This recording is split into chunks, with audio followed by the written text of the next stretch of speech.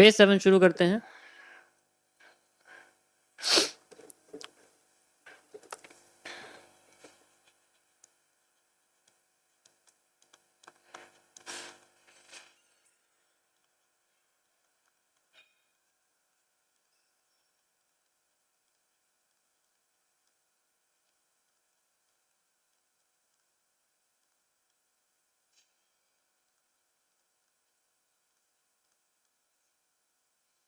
Phase 7 is based on the indicators. अब तुम कहोगे यार इंडिकेटर तो हो ना, हम तो यूज भी नहीं करते, लेकिन इसका यूज क्या है, जरूरत है इसकी, जरूरत पड़ती है।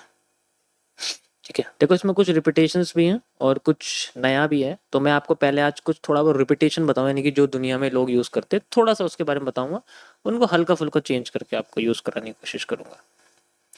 कुछ इंडिकेटर्स के बारे में ओरिजिनली पहले बता चुका हूँ, लेकिन उन्हीं को आज मैं आप थोड़ा सा डीप डाइव की तरह बताऊंगा, थोड़ा सा डीप अंडरस्टैंडिंग।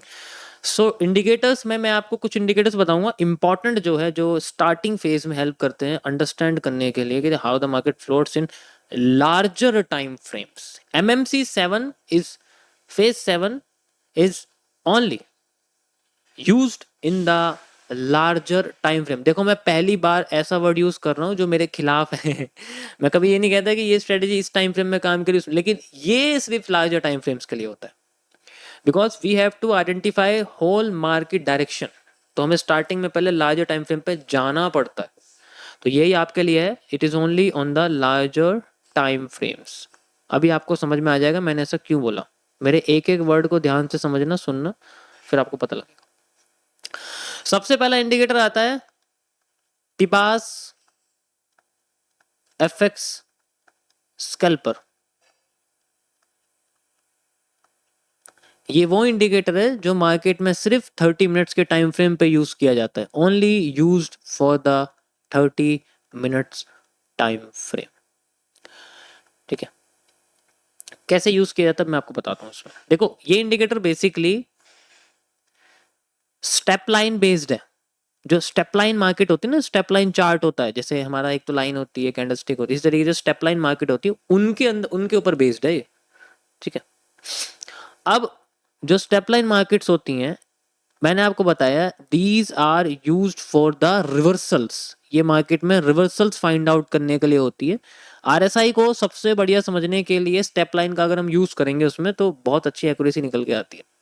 इसी तरीके से एफएक्स कैल्पर जो है वो स्टेप लाइन मार्केट्स के लिए होता है। अब हम मार्केट तो स्टेप लाइन नहीं करते, लेकिन हम लोग पिबास को स्टेप लाइन में कन्वर्ट कर देते हैं, तो वो खुद स्टेप लाइन की तरह रिएक्ट करता है। ठीक है, वो खुद ही मार्केट को स्टेप लाइन की तरह रिएक्ट करके दिखाता है, लेकिन हम लोग कैंडलस्टिक यूज कर सकते हैं क्योंकि हमें कैंडल्स को देखना पड़ता है। अब ये पिबास हेल्प कैसे करता है फेज 7 में, मैंने ऐसा क्या यहाँ पर ऐड करा है कि इंडिकेटर्स की हमें नीड पड़ गई, बहुत इंपॉर्टेंट है, क्योंकि हमें ये इंडिकेटर ये बताएगा कि मार्केट की डायरेक्शन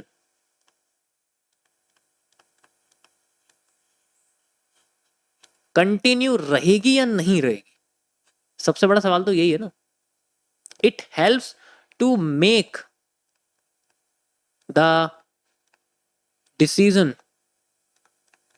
ऑफ होल्डिंग। होल्डिंग्स के बारे में बताता है, होल्डिंग्स की होल्डिंग करनी है या निकलना है या करते रहना है, ये इसके बारे में बताता है। It also used in the level creations.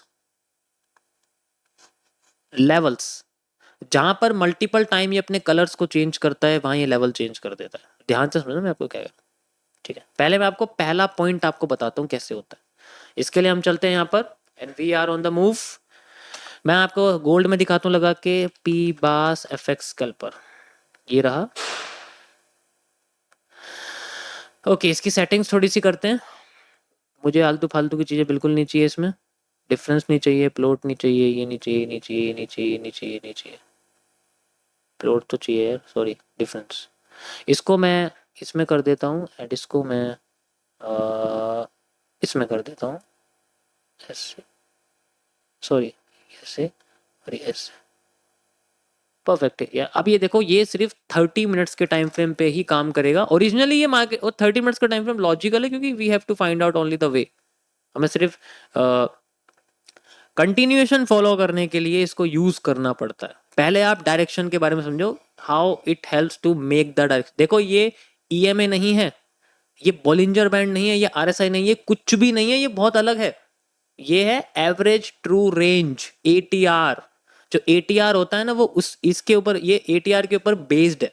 इसमें बहुत सारे मसाले हैं एटीआर के, लेकिन थोड़ा सा अलग कॉन्सेप्ट है, ये ईएमए की तरह नहीं होता ये। अब इसमें ये हमें डिफरेंशिएट करता है फेक आउट, ब्रेकआउट्स और कंटिन्यूएशन के अंदर से। कैसे पता लगता है? जैसे मान के चलो मार्केट में जब तक इसका सेम रेंज रहती है, रेंज का मतलब इसका कलर से सेम कलर रहता है, तब तक मार्केट कंटिन्यूएशन दिखाती है। और मल्टीपल हमें यहाँ पर इसमें ना आईएफसीज के साथ इसका फॉरवर्ड मूव देखने को मिलता है। तो जब तक इसका कलर चेंज नहीं होता तब तक इसकी डायरेक्शन चेंज नहीं होती। When the colour changes the direction changes. और मल्टीपल टाइम्स अगर हो जाए तो उस एरिया को ये एक लेवल में कन्वर्ट कर देता है। कैसे पता लगेगा? इसके बेसिस पे ट्रेड वगैरह नहीं की जाती। It only creates the direction, it only creates the level. जैसे पहली बार इसने चेंज करा, अच्छी खासी डायरेक्शन क्रिएट कर दी, दूसरी बार चेंज करा, अच्छी खासी, लेकिन यहां पर ये अपनी मल्टीपल टाइम डायरेक्शन, तो ये एक लेवल को क्रिएट करके चला गया। It is called a level. और जब मार्केट टॉप पे है तो ये लेवल माना जाएगा या तो ऑर्डर ब्लॉक या फिर रेजिस्टेंस।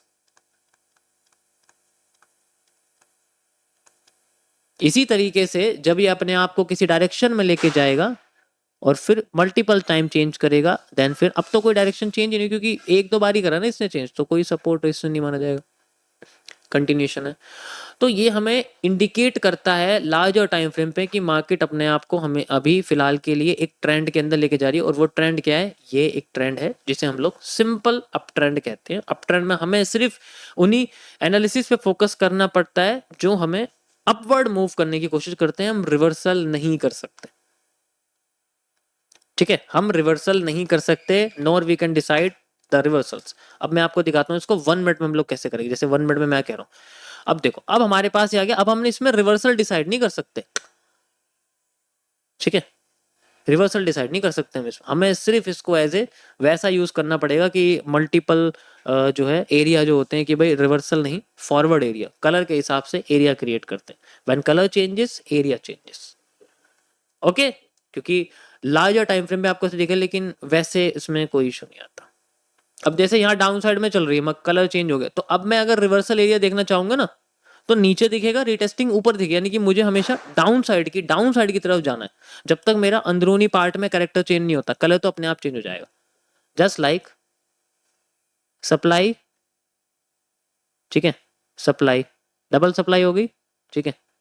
डिमांड, डबल सप्लाई के बाद डिमांड आई like this, this is the retesting area, down side आ गया। जैसे ही एक कैरेक्टर चेंज हुआ, अब मैंने इसमें डाउन साइड आना बंद कर दिया और फिर इसका कुछ टाइम बाद कलर चेंज हो गया, क्योंकि मैं अपसाइड नहीं जाना चाहता। जैसे ही अपसाइड हुआ, अब मैं सिर्फ बुल साइड की तरफ फोकस करूं, यानी कि मैं सिर्फ हमेशा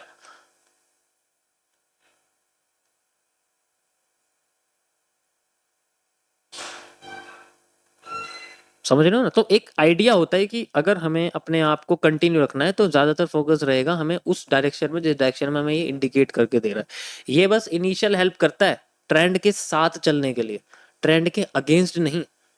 समझ रहे हो ना? ट्रेंड के साथ चलने के लिए हेल्प करता है, ट्रेंड के अगेंस्ट चलने के लिए नहीं करेगा। अब क्या है, हर कोई सोचेगा ट्रेंड के अगेंस्ट हो जाते हैं मार्केट अपने आप को डाउनवर्ड कर देगी, ये तो गलत फहमी है, ठीक है? ओनली डायरेक्शन हमें पता करनी पड़ेगी ताकि हम लोग अपने आप को ये मान सके कि हम रिवर्सल में नहीं जाएंगे, हम लोग ट्रेंड के साथ जाना है चाहे कुछ भी हो जाए, ऐसा होता है। अभी क्या हो रहा है? सॉरी, कहाँ चला गया? अभी ये क्या हो रहा है? मैं बिटकॉइन में जो जा रहा हूं वो किसके साथ जा रहा हूं? रिटेस्टिंग का मतलब क्या है? मेरे रिवर्सल्स ऊपर है, रिटेस्टिंग नीचे। क्यों? बिकॉज मार्केट इज ग्रीन और मैं ऐसे ही कर रहा हूँ। ये क्यों बार बार मेरी टेस्टिंग काम कर रही है? Why it retesting working, why it retesting working, why it retesting working? ये क्योंकि हमें ट्रेंड के साथ ही चलना पड़ता है, ठीक है? समझ रहे हो ना मैं क्या कह रहा हूँ? अभी अभी कुछ लोग लगे तो फालतू का इंडिकेटर, क्योंकि तुम्हें तो डायरेक्ट बाय सेल चाहिए कि लिखा आ जाए किसी इंडिकेटर पे बाय, तो मेरे लिए वो लीडिंग है, अगर मेरे लिए नहीं लिखा रहा तो वो लैगिंग इंडिकेटर है। ये गलतफहमी निकाल दो, कुछ नहीं होने वाला। इंडिकेटर को हमेशा कोसते रहोगे, अब भी कह रहा हूँ, वो बस एक थर्मामीटर है, वो तुम उसे मुंह में डाल के टेम्परेचर लगाओ या पानी में डालो, वो दिखाएगा वही वैल्यू, वो फिर भी दिखाएगा। तो ये सिर्फ टेम्परेचर की तरह, थर्मामीटर की तरह काम करते हैं। इनको हम लोग एग्जीक्यूशन के लिए यूज नहीं कर सकते, इंडिकेशन के लिए यूज करते हैं, इसलिए उनको इंडिकेटर कहते हैं। समझे? अब मैं बता रहा हूँ, आधे लोग यही सोचेंगे, अरे सीधे कलर चेंज, घुसो जरा, 22 साल की बंदूक चलाई जाए एकदम। सेम इसी तरीके से हमारे सामने कई सारे यूज होते हैं, ऐसा कुछ नहीं। ठीक है, इसको मत देखना नीचे से कितना पॉजिटिव है, क्योंकि ये तो इसकी देखो परसेंटेज प्रॉफिटेबल दिखा रहा है। इंडिकेटर बता दो मुझे कोई इतना तुम्हें प्रॉफिटेबल दिखाए, लेकिन इंडिकेटर पे चलना तो नहीं है ना, we have to just use.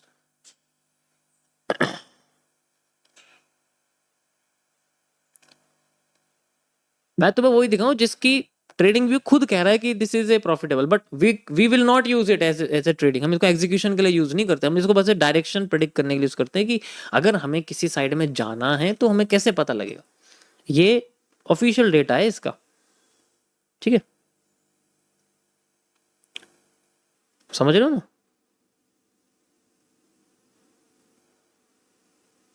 अब यहां पर ये इंडिकेटर इस तरीके से काम करता है, जब इसका कलर चेंज होता है फिर हमें अपने आप को ये मानना पड़ेगा कि चाहे कुछ भी हो जाए रिवर्सल में नहीं जाना। अब हमें मार्केट के ट्रेंड के साथ चल रहा है, और ट्रेंड क्या है? रेड। जब तक वो करेक्टर क्योंकि एक तो हमें स्मॉलर टाइम फ्रेम पे जल्दी पता लग जाएगा कि मार्केट ने करेक्टर कैसे चेंज कर लिया, वो डाउन साइड में, वो अप साइड में जाना चाहती है, तो उसका कलर दोबारा से ग्रीन हो जाएगा ना, वो हमें पहले यहाँ पर इंडिकेट हो जाएगा। लेकिन उसके लिए हमें थोड़ी कंफर्मेशन चाहिए ना भाई, एक एविडेंस चाहिए होता है कि भी हमारे पास कितने एविडेंस है कि क्या मार्केट अपने आप को आगे जाकर रिवर्स करेगी, या फिर हम कलर का वेट करें, है ना? या तो तुम कलर का वेट करो, या फिर अपने आप को वैसा करके देखो कि हम खुद ही कर लेते हैं अपने आप कलर चेंज। जब करने लग जाओगे इंडिकेटर की जरूरत ही नहीं पड़ेगी ना। अगर वो चीज तुम करने लग जाओगे तो जरूरत ही क्या पड़ेगी फिर इंडिकेटर की। इसीलिए मैंने बोला जब वो चीज सही तरीके से काम करना शुरू कर देगी, ठीक है, तब आपको इसको यूज करने की जरूरत नहीं पड़ेगी। Now I am ready to identify, क्योंकि अभी अभी किसी को भी मार्केट के कैरेक्टर को चेंज होते हुए समझ में नहीं आएगा। अभी कैरेक्टर कैसे चेंज होता है, वो कैसे पॉजिटिव या नेगेटिव होने वाली। इसीलिए we use indicator just for indicating the direction. समझ आया?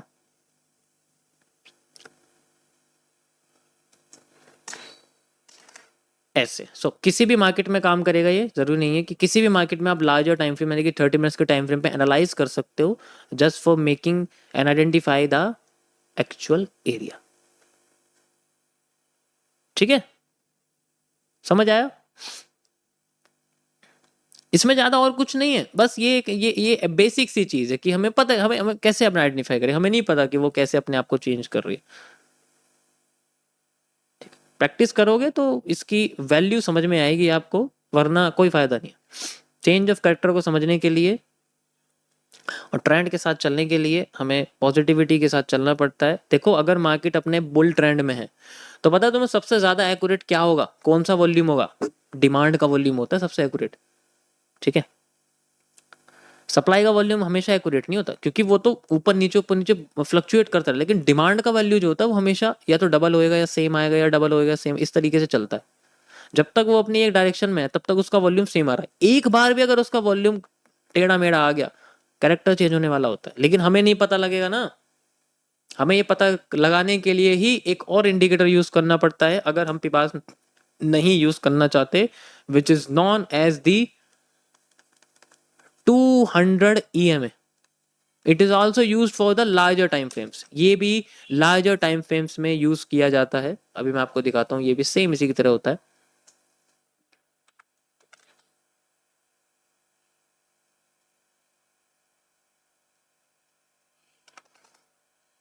अभी तो मैंने सिंपल सिंपल किया है कि ना तुम्हें भी वैल्यू नहीं पता इस चीज की, इसलिए मैं कह रहा हूँ तुम्हें वैल्यू पता लगेगी ना, पता लगेगा।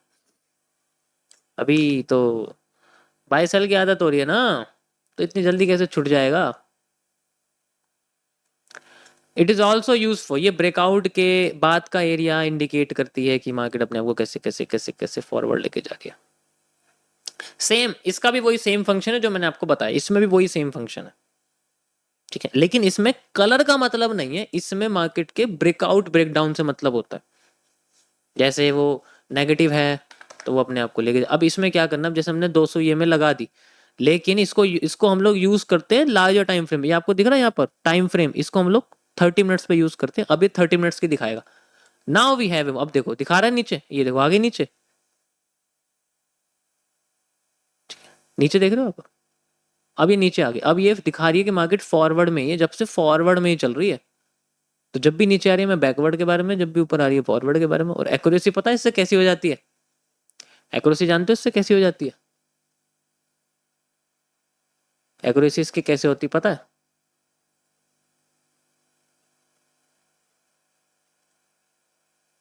ऐसी हो जाती है इससे एक्यूरेसी। आज काम नहीं दिखेगी, आफ्टर इफेक्ट्स में दिखेगा तुम्हें। आज यूज करोगे, आफ्टर इफेक्ट्स कुछ टाइम बाद, कुछ महीनों बाद रिजल्ट निकलेगा, ऐसे नहीं निकलने वाला। ऐसी हो जाती है एक्यूरेसी।